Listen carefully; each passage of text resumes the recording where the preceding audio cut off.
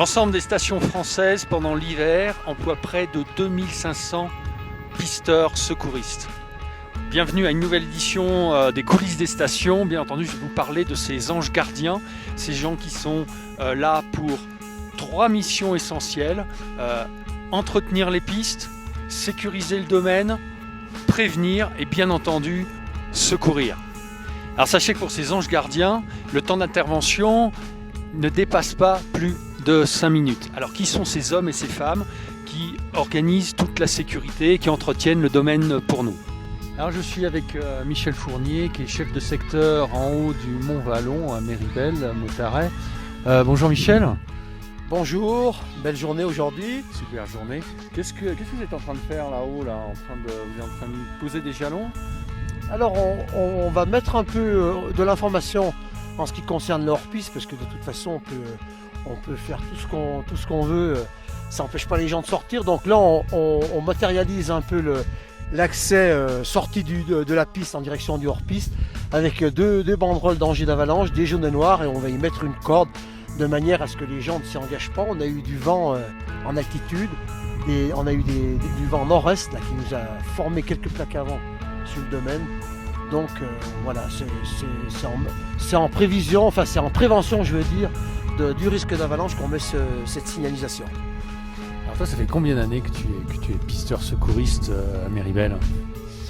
Je suis pisteur secouriste depuis 1983 et responsable du secteur Vallon depuis 1995. Donc Christophe vient de m'appeler par téléphone, vient de me dire qu'il y a 3 personnes qui montent en direction du glacier du Borgne. Donc on est là en observation. On observe toute la zone des lacs du Borgne, la moraine du Borgne. Actuellement ils sont sur la moraine du Borgne, ils veulent évoluer en direction du glacier. Bon, on ne voudrait pas qu'une personne se fasse ensevelir par une avalanche, et je dirais même, ce qu'on craint le plus, nous, c'est une avalanche qui arriverait sur la piste, qui soit déclenchée justement par des skieurs hors piste qui viendraient couper par-dessus, et puis que l'avalanche viendrait justement traverser la piste.